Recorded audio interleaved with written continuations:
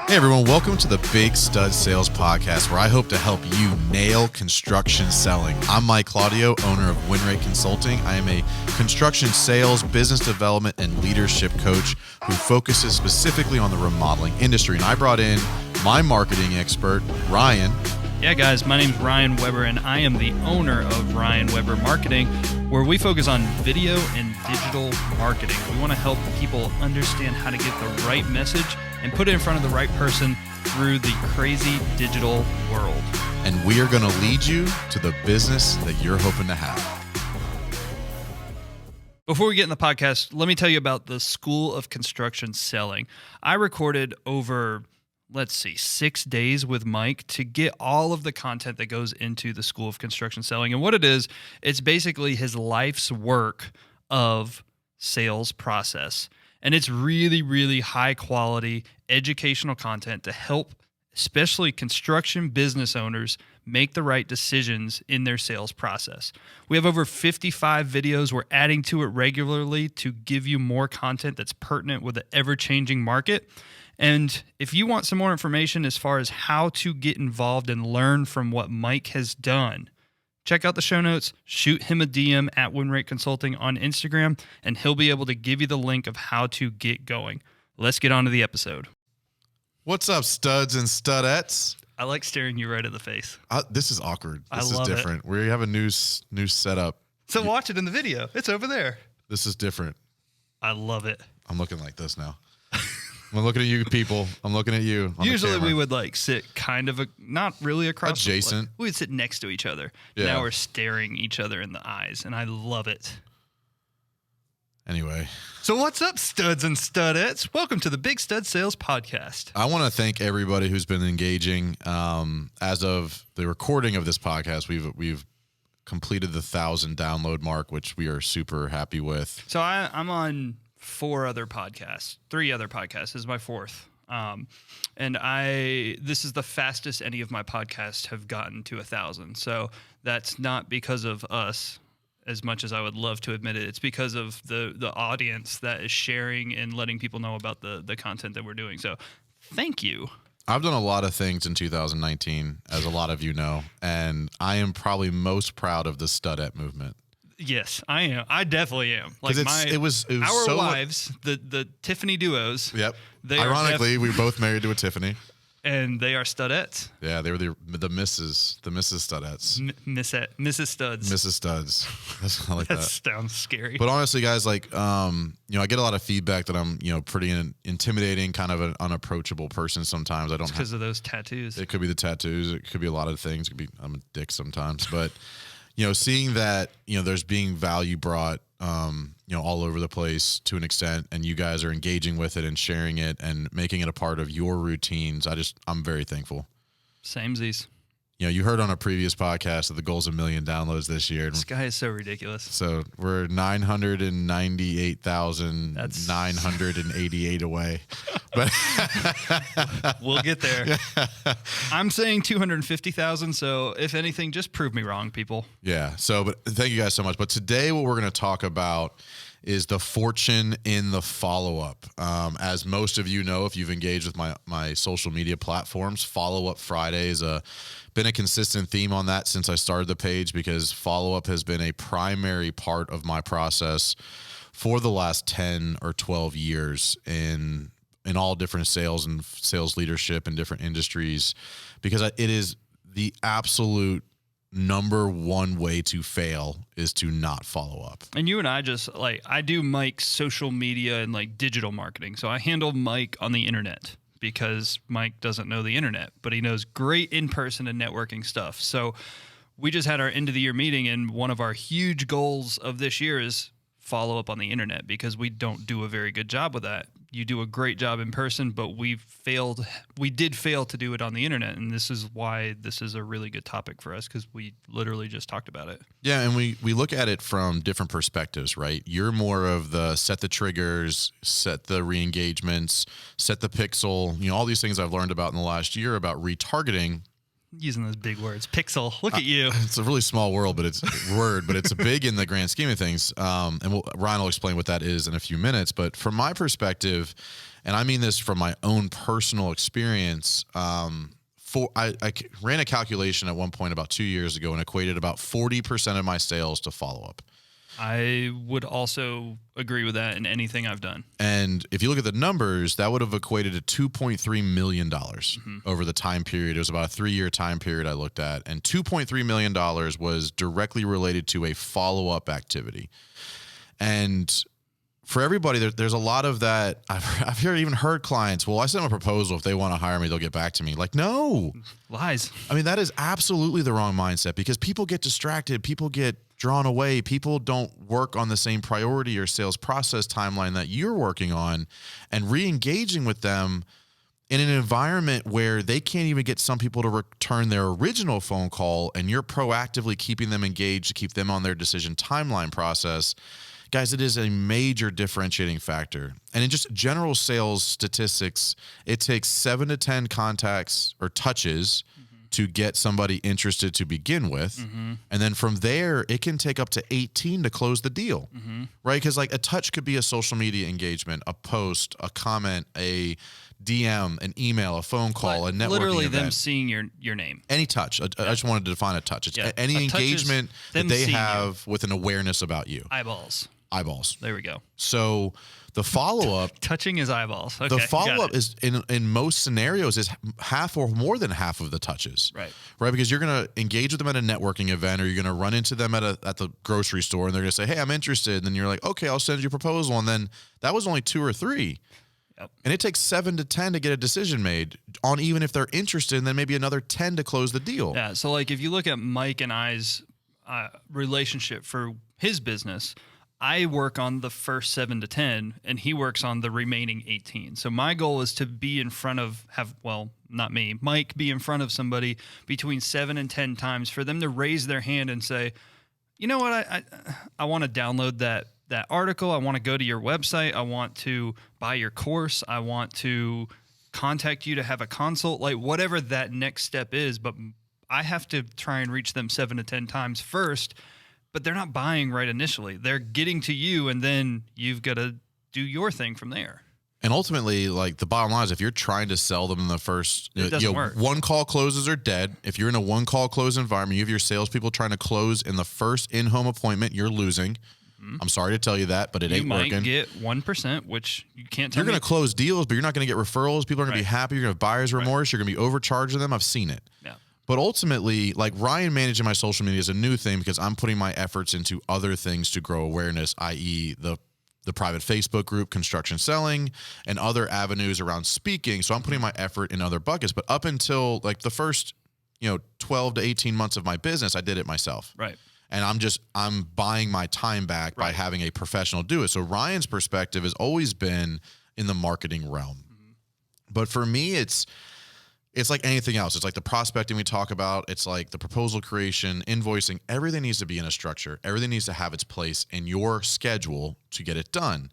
And this is the easiest thing to not do, because you're like, I did the work. I went out there. I delivered a proposal. If they want me, they'll call me. That is a terrible mindset, because they might want you. They might need you.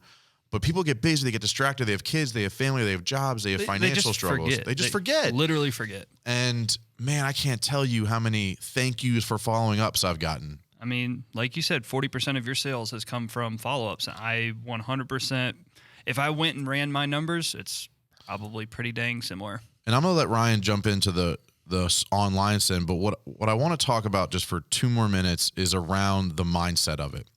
And the bottom line is in sales and business ownership and communicating, you cannot adjust the way you do business based on how your audience responds to you on a big picture. Yes, take the information and adjust from it. But I have found that I can treat 10 people with the same follow-up process, right? I have a pretty structured follow-up process. It's week 1, week 2, week 3, week 4, week 6, week 8, week 12. And that's kind of like been the structure for it. Like I'd follow up every 7 days for a month, and then every other week for a month, and then again in 3 months. But I've had people say, dude, stop calling me. Dude, get off my ass. Dude, and then I have other people going, thank you so much for keeping me on track. Thank you for help. Both of them are good too. Both of them are good. Nothing's wrong with that. Right. But you can't, the purpose of the story is to tell you can't change how you do something because you might upset one person, because that one person's attitude or challenge or frustration with you has zero impact on your bottom line, like the person who's happy with you. Right. And you've got to you as the listener and audience need to get over the mindset of, I don't want to be pushy. I don't want to do this. I don't want to do that. And I've talked about on previous podcasts, just set the expectation with the client. Tell them when you're going to follow up. Tell them how you're going to follow up. Get there. This is the kind of the permission-based sales process of, hey, do you mind if I follow up with you in a week? And if they say no, when would you like me to follow up? And if they say yes, great. You'll hear from me next Friday. And then deliver on that. Man, that makes you look like you have integrity. You're on top of your shit. You have appreciation for their time. You ask for permission. Mm-hmm. So many powerful things there in the client experience side. But the mental block is what I see as the biggest challenge of, I don't want to. I don't need to. I don't think they want me to. What if they get upset? Fuck them.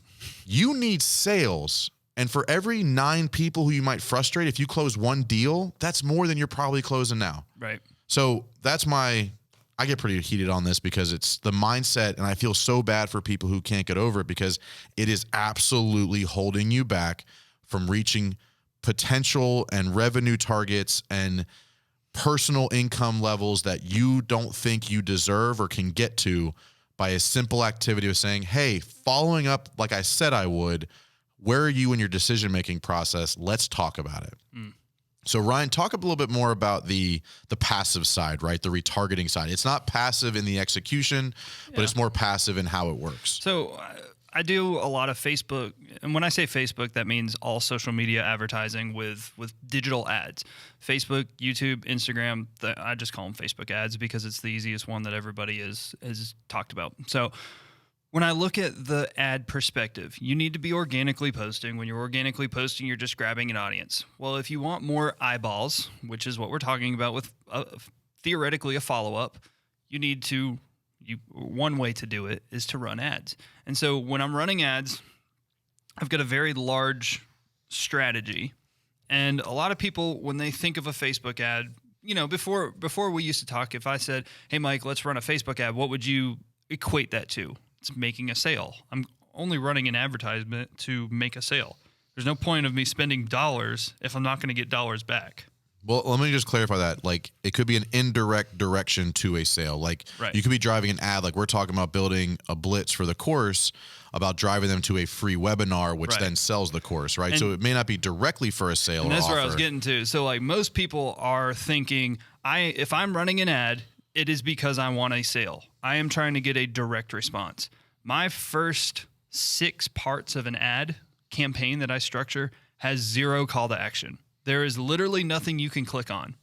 It's just the post, trying to get more eyeballs getting that post in front of more eyeballs. 0 call to action. I don't want them to go to my website. I don't want them to do anything. I'd love them to like or comment, but I'm not asking them for anything. We want more eyeballs. And so 6 of those posts are posted, spending ad dollars, not asking for anything from anybody, just providing value or entertainment. Then on the 7th one is when we can start actually asking for a sale. And what we'll do is we'll retarget people using the pixel. So we can do people that have visited your website or a blog post or watched any of the other videos, and we'll retarget those people and say, if you have watched or visited my website, you will now see this offer. And that's the only person that's going to see the offer that you're making. And it's because we've done the appropriate amount of touch points to then ask for something. You don't walk up to somebody and be like, hey, would you like to buy my stuff? Well, who are you? Why would I trust you? You're not a street vendor, people. Yeah, I have no idea who you are, what you do. Why would I trust you? It makes no sense. Well, if I've given you 6 ads that I know you've watched that have provided value, I feel comfortable asking for a sale. And here's the other thing. A lot of people run a Facebook ad and they'll say, my Facebook ads don't work. Well, let me see here. You're telling me that your Facebook ad has a frequency, which means it was in front of this many people one time. It has a frequency of 1.02. That means Mike Claudio saw my ad 1.02 times. and did not make a purchase. And you're telling me that ad didn't work? Mike, how many times have you seen one ad and said, you know what? I'm going to buy right now. I know nothing about this person. I saw that one ad and I'm like, heck yeah. Zero. So you need to have a frequency anywhere between 4 and 7, because it's going to take that many times as that one ad for people to say, yes, I would like to take action. So when you're running ads and you're thinking about it, first, how can you provide value, get more eyeballs on your stuff? Second, how can you get that frequency increased per ad to make sure that people actually took in what you are putting in front of them? That's the two things. And that's follow-up from a lead gen marketing standpoint, not from once they get in. So once they contact Mike, I'm like, Mike, you need to send them follow-up emails. You need to send them follow-up phone calls, text messages, all that kind of stuff. And that's what he does. I look at it from the front end. And like kind of comparing that digital mindset to the front end in person, it's no different than trying to find a referral partner, or like, let's say you're trying to get in touch with a high-end real estate agent, luxury environment, an architect, a designer, somebody you're trying to get in front of to get work from. It's the same concept. You can't lead with, hey, why aren't you hiring me? One of the best questions, it's on one of the YouTube videos that we just posted around, would you benefit from a relationship with insert who you are? Right. So for me to be like, hey, would you benefit from a relationship with a successful sales coach for the remodeling industry? And when you say it that way, it's not intrusive. It's not pushy. You're just trying to get to the lowest hanging fruit. Well, when you hear a yes, well, they might not respond immediately, but now you know they're interested. So now you know where to put your follow-up time on that side. Hey, how can I help you? Hey, I saw that closing you just did. Awesome work. Hey, that design you just did, man, that was awesome. And then you get those additional touches, because I follow all of my top end prospects on social media. So I can engage with them. I can DM them. I can engage with their posts, because look, your ideal prospect, client, referral partner is no different than you. Everybody loves being engaged with on social media. And this is where I come up with the email marketing. People say it's dead, and I don't like it as much. How many times is too much of emailing? I do at a minimum once per week. Why? Because every single week you're putting out new content. That doesn't mean that they saw it on social media. I want them to either unsubscribe or continue watching, because I've made sales 2 years later of people that have been on my email list that ended up subscribing and signing up and paying $350 a month for personal training when I own the gym, because they've been on that email list. And then I said the one thing that really resonated to them. And I send an email every single day. No, that worked for me too. Like one of the clients that is, I'm on the back end of the engagement with and is leading to some more stuff. I've known him for 6 years. He followed me on social media for a year, and then I finally put a video out that engaged with him, and then I closed a $15,000 client, right? And that happened not overnight, not even over a year. Like it took 6 years. 6 years, right? And because ultimately, you never know where your next lead's coming from. What happens if you would have never put him on your email list and never followed up with a guy? He would have never signed you, and so there's money right there. The fortune is in the follow-up. Please remember that. You are not making money on the front end. You're making money on the back end when you follow up with people. Create a structure, create time on your schedule, make it a priority, because it is that important. Yes. Guys, share this episode with somebody. We're trying to get to Mike's ridiculous a million downloads. Of 1 million downloads. So share this with 3 people. Tag us on Instagram. WinRate Consulting for Mike. I'm Ryan Weber, LKN. Tag us, share it. We'd love to see you guys. Oh, next episode I'll do this because I don't have my phone out, but we're going to read some of these dang reviews. We got 3 of them. I read them. Where there's reviews? Yeah, we'll do it on next episode. So you got to listen next week to the Big Stud Sales Podcast, and I'm going to read some of these reviews we got because I didn't even know we had them. This is great news. See ya. Thank you for listening. My goal is to take the guesswork out of how to properly sell within the construction industry. Once you nail this part of the process and get your sales and business development clicking, it makes everything about the job that much easier. If you have any specific scenarios or questions you want answered, shoot me an email, mike@bigstudsales.com, and follow me on Instagram at WinRate Consulting. Remember, win fast and win often.